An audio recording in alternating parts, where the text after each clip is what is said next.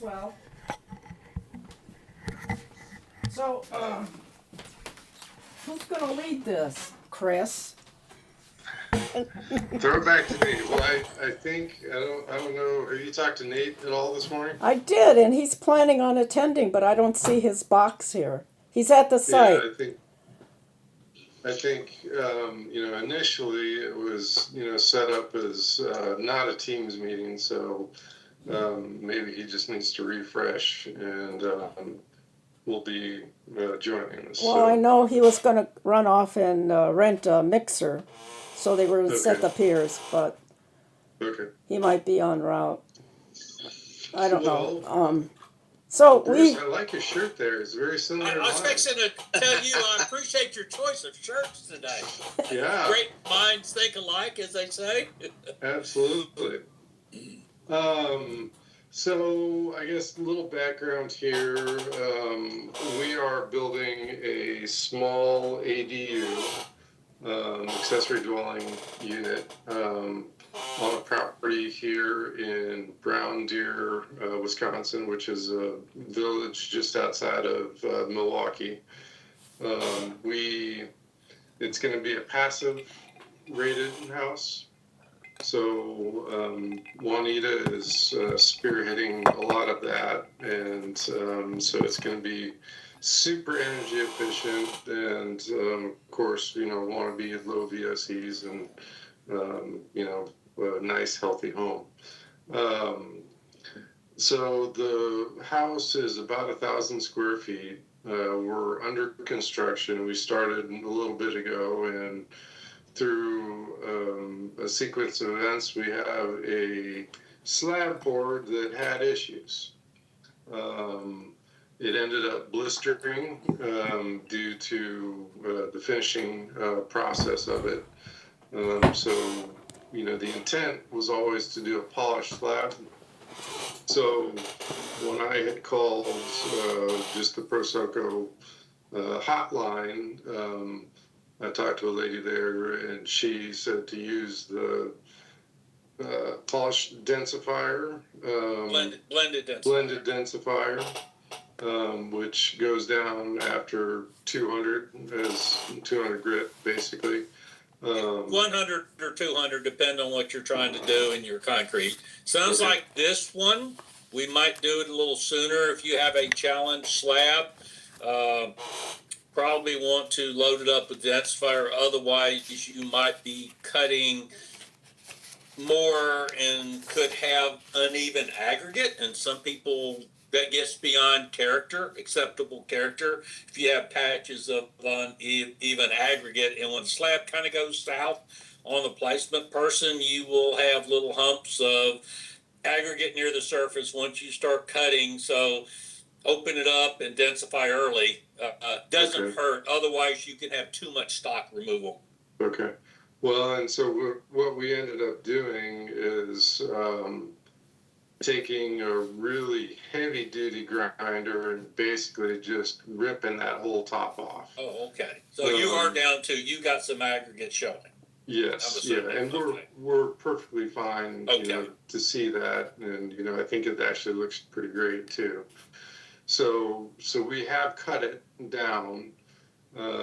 That's been done, and now we're kind of going back. So it was like a really heavy duty grinder. I don't know if it was 16 teeth or what, but it dug through all that stuff. I think that's all the crap that was of issue is gone, and now we're good down to good solid stuff. So we're kind of going back and doing a run over that now to kind of get it more leveled out and even, and I think it's working pretty well. So it seems to me like once we've gone over that heavy duty stuff with our next level, which we're doing now, we should probably be putting that densifier on right away. What grit are you running right now? I think. Well, I was going to say, I think he rented the machine with a 400 on it, so we should be putting it down right now. Yeah, if you're up to 400 already, yeah. And this stuff is a sequence when you're polishing. and you no more than double. Like if you run a 30/40, then you run a 60/80, then you usually run 100, 200, 400. If you skip those steps, when you start getting to seeing some gloss, there's a good chance you will see the semicircular tooling scratch marks. So just be aware. I don't know what if you went through all the steps, but sometimes if you jump some steps, you when you put the shiny on it, you could see some scratch marks when you smooth it out and hone it out. Just be aware. I don't know what steps you've done, but just don't be surprised if you see some semicircular scratch marks if a diamond grip was skipped. Okay, this piece of information is good. Place where we rented the machine has a standard grit. I don't know what they call them, but grit. I come from the woodworking world, and it was like a medium 80 grit. And Okay. I said, we should get a lower grit and start from there. And the company doesn't have it. Doesn't have So wheels. basically, you started with an 80 and just multiple passes. Yeah, and that's where Okay. we're at now. We're just starting to smooth out what the previous machine had done. And it's now that the Nate, our person who's doing the work, wants to know if we should be putting that densifier in right now. And what I'm It would, hearing you say is yes. yes, it would not hurt because I don't know what next level, especially if the diamond grit they have available is gonna jump up that much. It sounds like are these like two-headed rotary more prep machines? Do you know what type? What do they Yeah, look like? I think it's a three-headed, as I recall. Oh, if it's a three, I'm surprised they're limited, but usually the tools are interchangeable and you can go different grit levels. You would go in that progression. Juanita, like you said, you're familiar with wood. You don't jump from a 80 grit No, you up don't. to a 400, or you'll see scratches Yeah, I when you get that. finish the wood. But what I Yeah, was trying to say is the place where we rented it has a yes. limited number of heads that they want to put on the Oh, machine. And gotcha, so if gotcha. we want to do a gradual step up, we have to now chase around to try to find different heads for that Oh, gotcha, machine. gotcha, gotcha. And the Just basic question was, when do we put down the densifier? And I heard that now it should be done. well, all right. Usually I do it around 100. That's my Okay, sweet spot. okay, If I don't, if I'm putting dye down, well, that's not the thing here. I'll put the densifier down at 200 or 400, depending on the hardness of the concrete dyed intensifier. But if we're not putting any color, no dye down, I like to tell people do it at 100 to stabilize that floor so the next diamonds are not pulling chunky stuff out and you're actually honing and smoothing things out oh because it yeah, does that's good harden the near because wear surface. yeah, with the previous machine we had, we started pulling up aggregate, and I said this isn't good, but maybe this densifier is a leveler of some sort. But Just to tell you real quick, the densifier is a chemical reaction. It's an internal sealer. It's not a shiny sealer. It's an internal chemical reaction. It takes some free leftover lime in the concrete, grows quartz crystals, and smooths the surface out. It does not fill voids. The next suggestion I was going to throw at you, if you're wanting this, and sounds like is the dwelling you want it easy to clean and maintain, is a product we do not sell. There is a grout product. It's usually a two-component grout, and you actually put it down at this stage too, while you can still cut it off. You mix it together and you tightly trowel it. You pick a color that matches the color of your cement or the color of the aggregate you got showing, so it looks like aggregate, and it fills the. If you got aggregate pop out, densifier and a guard is not going to fix that. It's just going to be a dirt trap. Even if you sweep it good and mop it, the dry, dirty water will fill those little divots up and eventually be dark spots in the floor. So I'm trying to be proactive on that, let you know. Like I said, when I hear the slab kind of got away, I'm assuming you got some pretty decent sized pop out and pits in it. That usually what happens. They started rolling a low carbon cement out and been rolling out for 6 years, and I'm on all these industry committees that I'm dealing with. And one of the things is very porous anyway. It gets brittle, and you will have a pop out. There's a company called Metro McGuire and a company called High Tech Solutions. They both have the 2-component grouts. I joke the owners are those two companies are happy because they're selling a lot more grout. A lot of times you didn't have to. Now you're almost, if you want a smooth, easy to maintain floor, just keep that in mind. I wouldn't go up too much higher. Look at you can densify it, and as I said, it's not going to fill pits. If in the guard product, the polish guard is not designed, you will fill some. It's not designed, it's not a high build, it's a breathable protective treatment. It's not designed for high build. If you put it on high build, it's going to scuff and scratch. Okay. Okay. So this grout product, and I think that's the way we should go. We also have really rough cutouts, relief cuts in, and the grinder that we had been using really chipped those out to make them look quite ugly. So this grout product, we're going to be applying like a sculptor, or are we just going to uniformly spread it over and trowel it out and say, okay, let it dry or cure or whatever it does? What is its composition?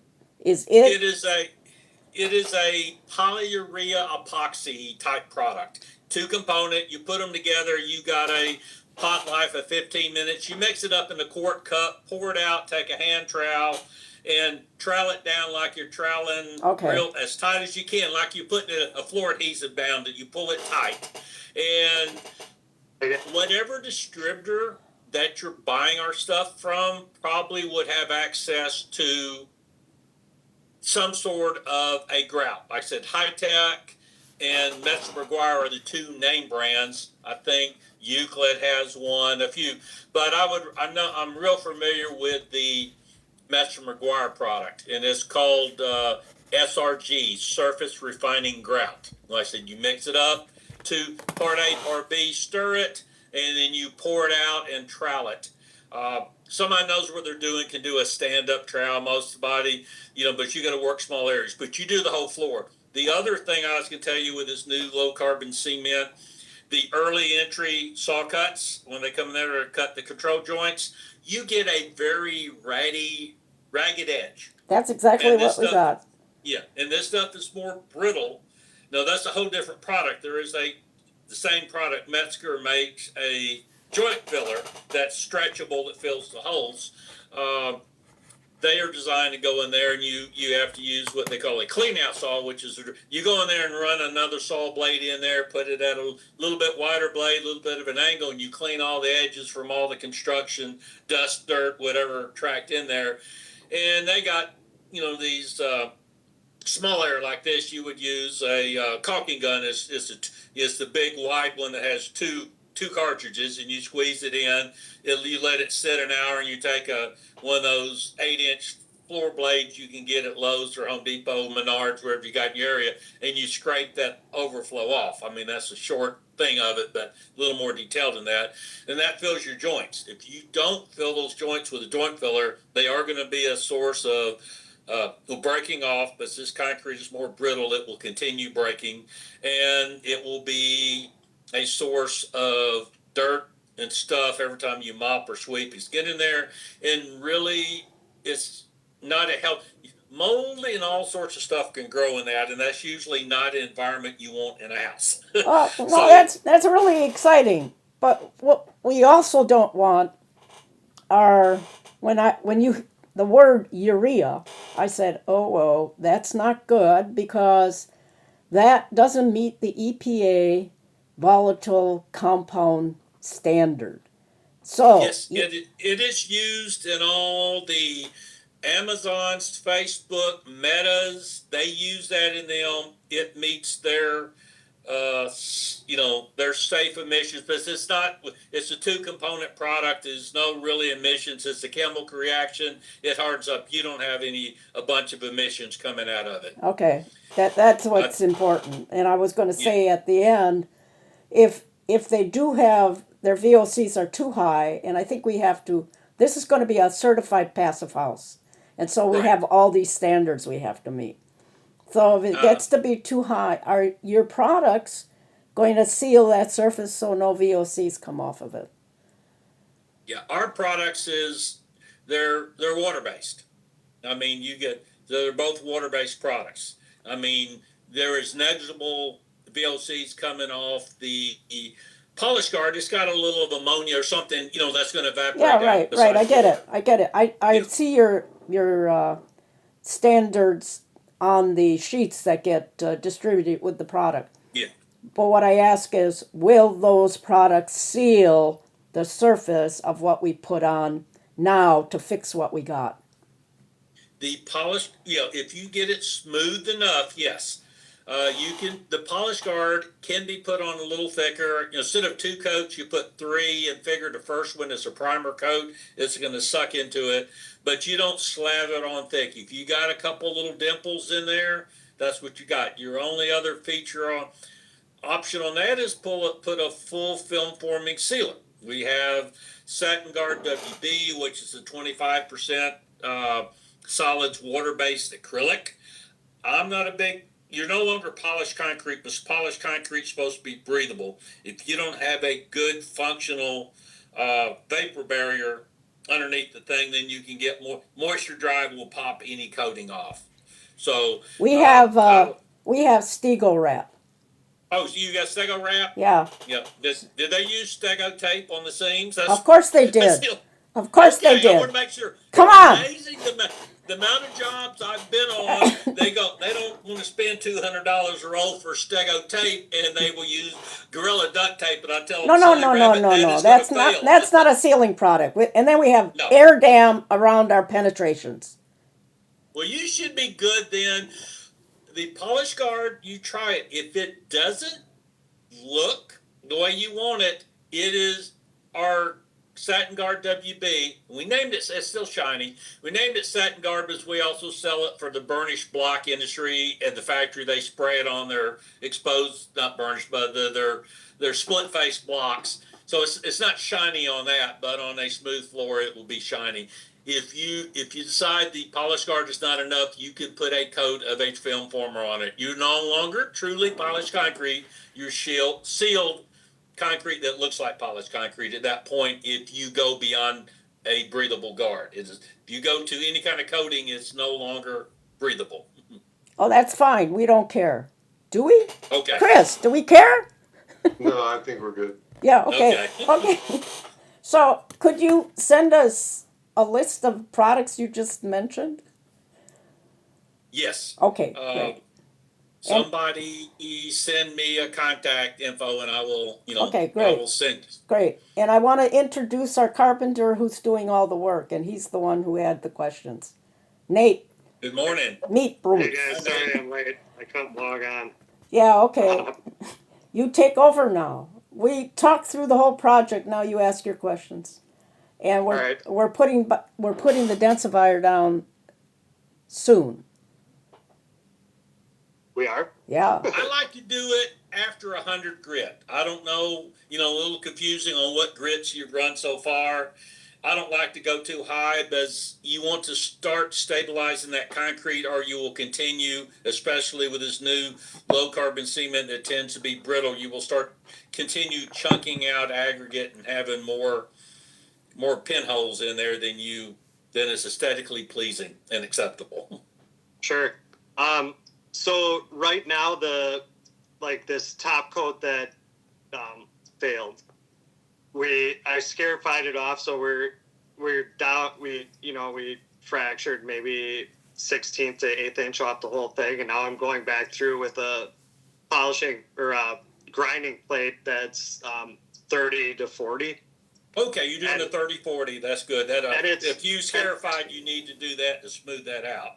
So now I'm smoothing it out, and there are I don't want to call them divots, but and every section's different because there's 3 different guys power trawling, so they're all pretty consistent, but you can tell definitively like this section's scarified super consistently, you know. Mm-hmm. But anyways, at this point I got about an 1/8 inch. By the time I'm grinding and with Scarifier, I'm down about an 1/8 inch. I don't want to take much more out. But I do have, let's just call them like some little divots, and it's very smooth, but they're a little bit bigger voids, and I don't want to have a texture on the cement with just meaning the voids, but also there's not too many of them. Is there, after we densify it, is there like a filler we could go put in those few areas and then do like the next section or the next polishing, whatever, like what, 100 grit or 180? Yeah, I like putting the densifier down at 100. They have a product, and I was telling them, I don't know if you love, Messer McGuire has one, and High Tech Products is High Tech something or another. They both have, High Tech's is TX3, and Messer McGuire's is SRG, Surface Refining Grout. 2-component product, mix it in a quart bucket, pour it out in small areas, and hand trowel it in. Wherever it goes in, it's going to fill the divots. You just do it, wall to wall just so it's consistent, but instead of add a little color in the sand grain pop outs, you grind that off. So if you're going to run the 60-80, I would grout it with the grout, then run the 60-80s, run the one to cut it off, 100s, densify it, and then polish up. And try the polish guard. If it doesn't work, we can give you the water-based coating. But if you do the grout, you should be good. And then you can stick with just a pure polished concrete. Okay, so I'm doing that initial like 30-40 grind. And then we'll grout it with that grout, and then do the 60-80, 100, and then densify it. Yes. And then is there going to be a color variation between the grout and the cement? Or obviously there's going to be some, but is it going to be drastic? It could be. That's why you have 2 choices. They have color packs that you can put in it to try to match. I say pick the color of your aggregate, but you're doing pop outs and stuff. So if you have a brown aggregate or whatever the color, your predominant color, do the color of your aggregate and it looks like aggregate exposed. But you got to like that anyway. That's the easiest way to make it blend in and it looks organic, not artificial. Okay. And then with this densifier, obviously it like penetrates to like a 4-inch slab. How deep does it truly? It's surface. You're no more than a 1/4 inch. It's a surface hardening the wear surface is all you're doing, and making it tighter surface. So when you do put the higher diamonds on it, you get a better, longer lasting shine. Okay. And it's also a dust proofer. It keeps the pre-lime, the calcium hydroxide from percolating up into the building. Okay, so which was the original thing. Densifiers were invented over 100 years ago to dust proof. But when polishing came out, they also have help you get a smoother, more refined surface. Okay, and does it essentially kind of make it all one top coat, or like the? No. It really doesn't change. You might get a slight darkening of the substrate when you densify it, but it's not really changing color. It's just filling the pores, making it more uniform, having a smoother surface. Okay. Filling the very small pores. It's not filling divots of aggregate or large sand grain pop out. Okay, and then and then when you put the densifier down, because we got rain coming up, and what's the best scenario or best weather to put it down? Like obviously not so hot, or like if we have a nice evening where it looks like it's going to be gorgeous overnight, would I be better to just put it down around like 7-8 p.m. and just let it or does it not matter? Yeah. 40 and rising, no more than 100 on the slab. Temperature, not air temperature. That slab can be a lot harder, so hotter. 40 and rising, what we say. Afternoon, put it down, let it dry overnight. Minimum of an hour, but I like it to cook overnight, do as much chemical reaction before you hit it with the next diamond. Okay. And then, so if I densify after the 100 grit pass, and then, we start polishing, grinding it some more, we no longer have to do any more densifier, or once we get down to the grit we want, we can just assume the densifier, it's still working. Yeah. If like you I didn't grind it away. You put it, it's supposed to go in there and put it down. If you're still getting a whole bunch of dust, when you run your 200, if for some reason your dust, you're filling the bag of your vacuum up, you're cutting, it wouldn't hurt to put another spiff coat. Usually you're good, but if you see that you're removing a lot of stock, you can put a real thin coat the next grit up. Throw a thin coat on it again, let it sit minimum an hour, and keep polishing up. Like I was telling them before you got on, I don't know if you polishing percent, you really don't want to jump more than double each grit. Even though sometimes they sell these miracle diamonds, you can go from 80 to 400 to instant shine. The old school way we've always did it: 100 goes to 2, 2 goes to 4, 4 goes to 8. There are some diamonds out there you can skip a step. You can go from 100 to a 400. But if it wasn't, since you had to scarify it, it was ugly. An ugly slab, I guarantee you there's going to be some, if you skip a step on a challenge floor, you will see some scratch marks or something are going to come up when the floor starts shining on its own. at 400, 800, you start seeing scratches or stuff. So try to go slow each diamond, and try not to skip a step if possible. If the place you're renting machine has the right diamond plates, you can go. But 1 to 4 is an extreme. 1 to 8 is not going to give you a good looking floor. So just slowly bump it up. And then what would you say is typically like the last step or the last grit where it's going to look at 800? Is that typically a good spot? 800 is the industry standard. The grocery stores, the showrooms, the schools and colleges, 800 is usually the sweet spot. You go to 1500 if you're in an exotic car showroom, or you're a high-end retail and you want everything shiny. In a residence, you don't want it too shiny, and then it show up every footprint coming in the front door. So 800 is usually the good sweet spot.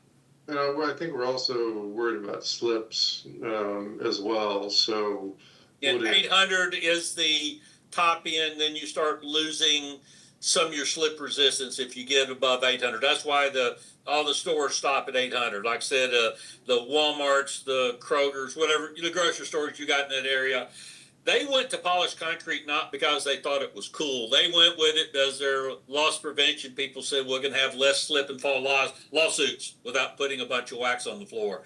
And 800 is where they stop. So, like I said, the high-end places that go to 1,500 and 3,000, they got to really maintain it even, a little more, but you get into, potential slip. But 800 is the spot that's accepted in the industry as very slip resistant.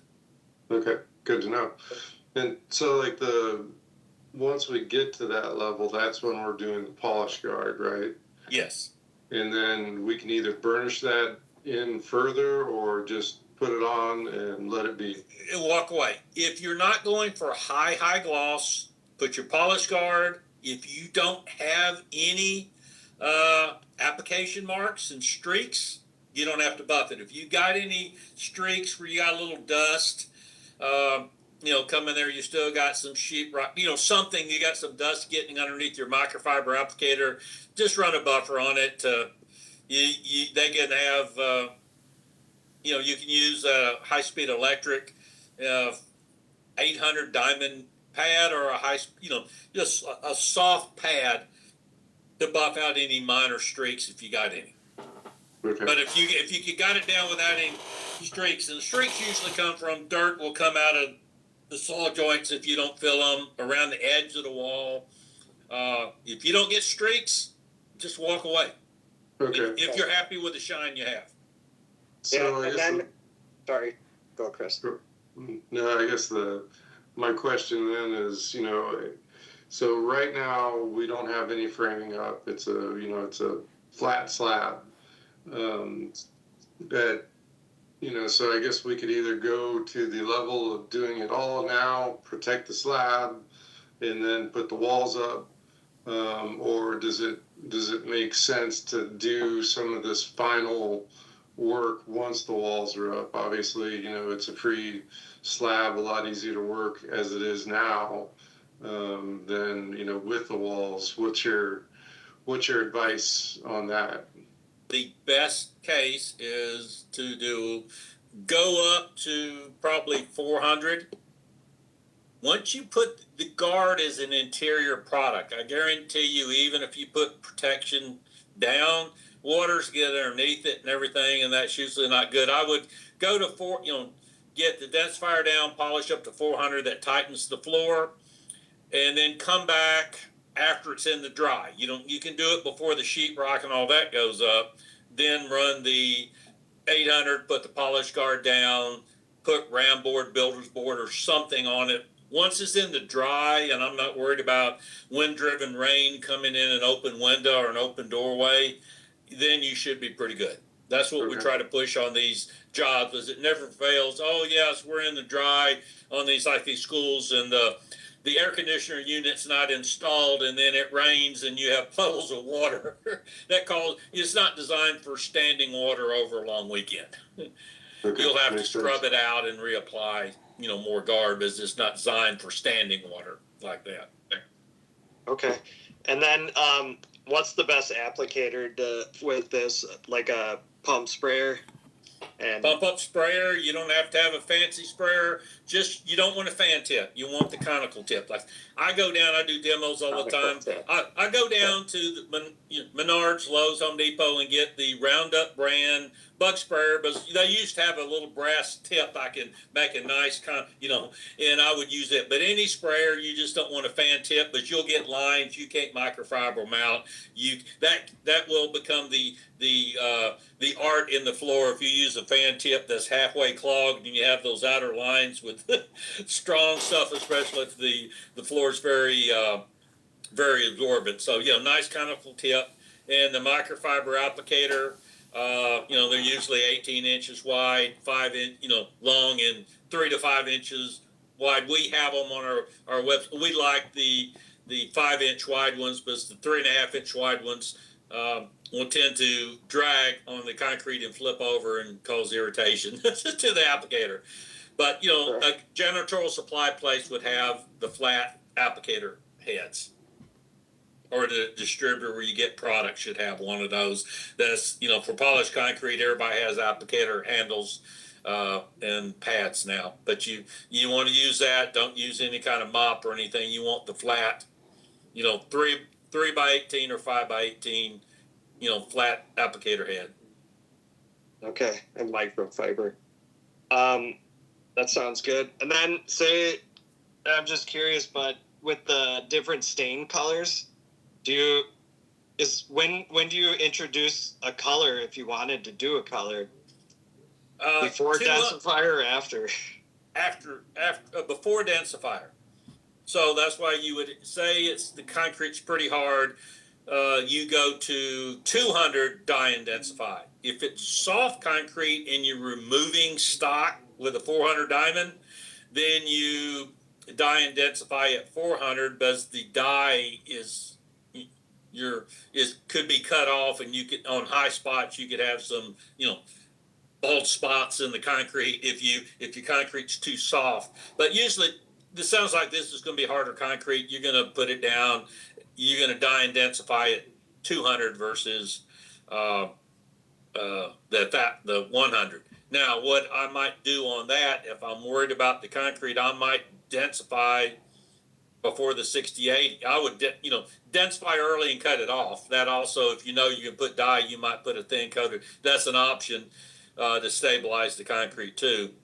You could densify before you even put the grout on if you're going to go, if you decide you need the grout layer. Okay, so if we were to do color, you do color and densification at the same time? Well, you color, you let it dry, and then you shoot the densifier right on top of it. Always, my check is I take a white rag and rub it. If I'm getting a lot of color in my white rag, that means for some reason it dried on the surface. You gotta do a light cleaning before you densify on top of it. Otherwise, you could have swirly marks of the dye moving around. If it comes up on a white rag easily, you want to clean it so the densifier's not gonna put it around in a swirly pattern as you're applying the densifier. Okay. The white rag, if you get a bunch of dye on the white rag, some of it dried on the surface, clean it before you densify. Most people dye and densify, but there's always tell them to test it. But if you're not testing, you're guessing. I like to find out beforehand if I'm going to have a problem. Okay. Okay. Could you repeat what you said about fixing our ragged cuts in the concrete? The ragged cuts, as this new concrete tends to have really ragged edges, because it doesn't cut well, you would use a joint filler, and there's actually called a clean out saw that's designed. And some of them, they looks like you can take a hand grinder and mount it on a carrier. But you're walking around, you're using a little bit wider blade than what they did the saw cut with, but you're trying to cut some of those ratty edges out. And you kind of have it a bevel, little bit of an angle. You go down there, it's cleaning all the mud and gunk or whatever's tracked in there, and it's cleaning those edges out. And it cuts some of that ratty edge. You can have a wider joint, and then you shoot the 2-component joint filler. And like I said, this small house is going to be a double cartridge caulk gun that parts A and B, and it mixes them as you squeeze the caulk gun. And you want to overfill slightly, then you take one of those 8-inch floor scrapers you get from the box store, the building center, and after it sits an hour or so, you scrape it off level. If you don't fill it above level, you could have divots. So you always want to slightly overfill because you don't know how much it's going to soak in as it's drying. And then you shave it, and you also pick a color similar or contrasting color. You have your choice whether you want to try. You'll never match the concrete completely. I like my joint filler personally slightly darker than the concrete, just because sometimes those things will still be low and could be a dirt trap. I'd rather them be slightly darker, and it won't show up if you do get a little dirt in it. Thank you. Got that, Nate? Did you get that? I got it. Okay, good. And Jason, make sure you give everybody my phone number, especially Nate. Any questions come up, don't hesitate to call me. If it rolls the voicemail, I'm just in a meeting or something. But I'll be glad to sit down and anything that comes up, you can think, what did he say? Don't hesitate to give me a call. Okay, no, that's awesome. So, Okay, I'll share an email. Super informative. Thank you guys. I really appreciate you guys getting on the horn here and visiting with us on this. So precisely the reason why we are Prosoco fans. Yeah, right. We have to now really have a bandwagon of Prosoco. Yeah. That's what we're here for. Like I said, I've been with them almost 17 years on concrete flooring. I know the other business units, but my main thing is concrete flooring. And like I said, one thing Prosco's good about having us involved in all the industry things. For the last 6 years, I've been seeing this low carbon cement come out. In fact, I was Passive House Accelerator had me do a presentation. It's probably almost 4 months ago now. Oh, really? They got it under, the thing. I did a whole thing on the low carbon cement. It was so popular. One of the attendees happened to be the New York City Public School Construction Authority, and they had me do a custom one for them. They had between 100 and 145 people from the New York School District, Yeah. asking questions. They asked some good questions. I said, this new cement, you were lowering CO2 emissions, but there's some unintended consequences that are causing issues, and you got to balance those things out sometimes. The way I tell them, we got to work you can save the environment. Some of them, if you're going to have, you could create more emissions fixing a problem if it wasn't thought through. Some of the stuff they come up with is not as good, not as durable.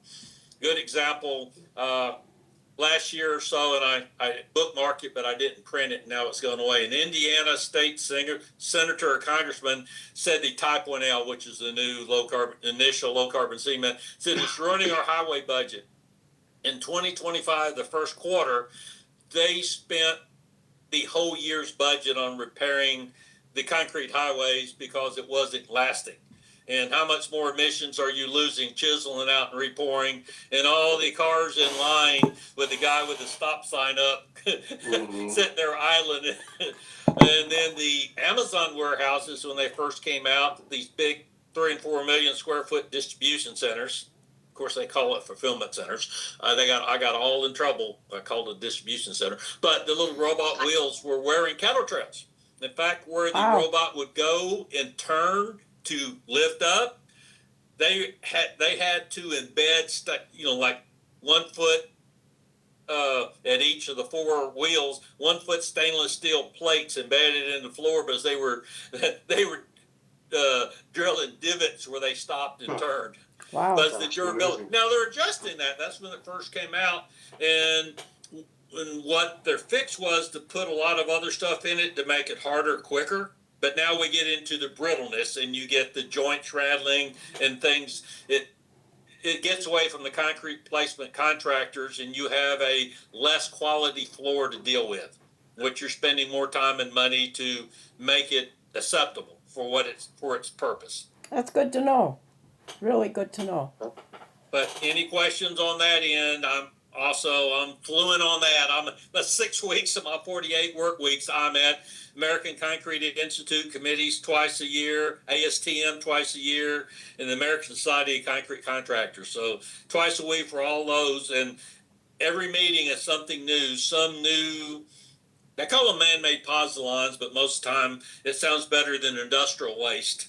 It's like if you deal anything, the latest thing, CMU blocks, which is in a lot of schools and stuff, and the brick mortars, they're taking wind turbine blades, but they're not really recyclable, which they're fiberglass and exotic epoxies. They're grinding them up and putting them in CMU blocks and in brick mortars. The fine grind replaces the Portland cement. The medium grind replaces sand grain. So I don't know if you, Chris, on your side of stuff, you deal with any bricks or blocks, but the mortar is even changing. Wow, that's news to me. I did not know. Yeah, I just read an article about grinding up the wings from these things for. Yeah, those wind turbine blades are not lasting as long as they thought they would. And in fact, it was funny. But I live in Texas. I know you can't tell from I got such a neutral accent, but I live in Texas. But the Attorney General is suing a big recycling plant out in Sweetwater, Texas, out west, where they got all the wind turbine blades. They've been taking all these things in. They said, cease, desist, no more wind turbine blades, but you're not disposable. They've been cutting them in 20-foot sections and burying them in a desert. Yes. My joke is, a couple thousand years from now, some archaeologists dig it up and go, what kind of bird was this with these wings? But they're saying you can't take any more till you find a home for it. And so we're going to get more brick and block. That seems to be the easy. I expect eventually it will become in our slabs and our forms. And of course, other thing, I have a full AIA presentation I put together last year on this. If anybody at your firm ever wants to see it, but if you dealing with Passive House, they actually recorded it, and it says Type 1L Prosoco. It's probably 4 months ago now in their little YouTube presentations. They put it online. But it will do one, because it affects everything, and it keeps getting. There's the industry is 6 months to a year behind. Every time they come up with something new, miracle product, in 6 months, we try to adjust our formulas, and then we find out that the cure is worse than the disease. My joke is all these medical miracles, the prescriptions they have on TV. If you listen to everything it could go wrong when you take it, it's Yeah, like right. taking that medicine. And that's the way some of these fixes are. They didn't think them through, and they wanting to go, especially after League V5. They're going for a low GWP, which is global warming potential number. I'm all for that, but some of the stuff makes no sense to get that number. I'll deal with the national people like the metas.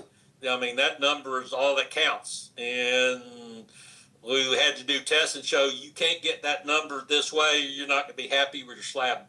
They don't like me because I tell them they can't have what they want. do the mock-up. And they go, Yeah. oh, we don't like these macrofibers. We talk about saw cuts looking ugly. The microfibers bad enough. The macrofibers, when they pop out, you have 3-inch long rips popping out of that Wow. saw joint. Yeah, that's interesting. Very interesting. It's like we're getting back to history with Yes. soft brick and soft mortar, lime mortar. Yes. And by the way, before we get up, I just want to ask y'all this: when the Build Smart was up there, Prosoco, I had a training thing up there, so I got to see them all the time. What's the thickness of the walls are you doing up there? Is this a 10-inch or? No, this is actually 2x6 with zip R12. Oh, okay. So we're not doing the full laminated version on this one. We didn't take the big presses that Bruce had. So we now do a different kind of mechanical version of that. So we are still building those, not quite as much, but we've been doing a lot of the zip R, either in R9 or R12. Okay, I thought I was impressed with the technology to do that. Yeah, I think it was just Absolutely. a little ahead of its time, a few years ahead. Yep. Yeah, it's a great product, and we're banging them out as best we can. So I'm glad to hear that, because I was hoping it just didn't go away. I just knew they sold off the stuff. I didn't know what happened to it. So I'm glad to hear it's successful, because I like that. I got to watch a lot of it while I was up there, and it intrigued me. yeah, it's a super cool product, and Nate's gonna be able to bang this house together in no time flat once we get to the point when we can start standing. Yeah, we got to bang So, together the concrete first, okay? Yes. Yeah. The foundation is the most important, and you got to get it right. Yeah, right. 100%. Yeah. No, that sounds good. Bruce, I'll probably reach out to you. So, with some no questions. problem. That's what I'm here for. I answer the phone.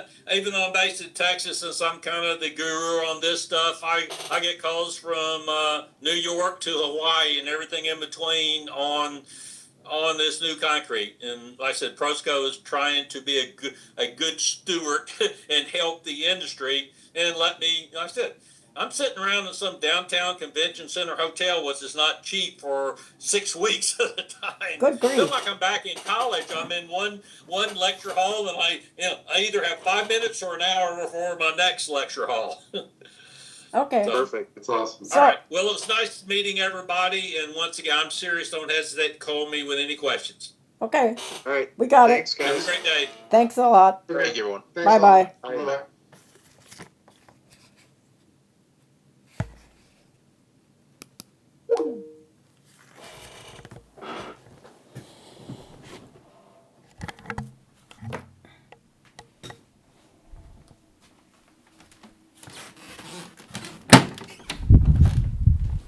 How did it go? Very good. He did a couple presentations for Passive House. And I'm going to look for him, and you can get his presentation. What's your takeaway on the The discussion? takeaway I have is the concrete has changed so much. Most of these concrete guys don't know how to deal with it. And that's what we ran into. Luis was an experienced concrete guy, but had no understanding of what this new, harder concrete is all about, with all its fill, that they're trying to lower global warming potential of the concrete, but at the same time not doing a good enough job to let all these people working with it know how to deal with it. So it's more brittle than the old-fashioned stuff. So the problems we're seeing is because the material was just more brittle. And they were working with it in a traditional manner where they should have been using different tools in a new manner. Okay, that's it. Bye. I think we have something to work with here, but we have to also just keep in mind that the materials that we've always worked with have been changing, and we have to change at the same time. But we're not given the equipment to change. And one of the places that it's really showing up, and thank God there's these big industries like Amazon, Meta, who are building these huge buildings where they first discovered this, and now highways that the concrete is not holding up in the way that it had, and you have to do other things to it to make up for that loss of consolidation in the material itself. So that, what you just described, is a microcosm being played out on the Barnett slab? Yeah, right. Just briefly, how is that happening? Okay, the saw cuts for expansion joists, they're ragged, and that's because the material is so brittle. And different machines and saws and blades should have been used, but weren't used. As a result, we got these ragged edges. Now what we have to do to fix it is get a filler, put it in, saw cut it again, and with a different blade, different type of saw to get a smoother cut. Do you think that's gonna be done? Oh, sure. Yeah, we'll do it. And it could be done within what kind of time frame? Well, we have to do these other things to the material first. Like we're grinding, we're at 30. Once we get up to 100, you densify it, and that's a chemical reaction with the lime that brings the floor together in a denser, more familiar type of surface that's denser like the old stuff, and then you fill these places where the aggregate popped up, and you just put that over the whole surface, and then you then make these cuts. So it's a process, but we'll do it. Okay? Yeah, really good. You feeling optimistic? Yeah, but it's just gonna take forever.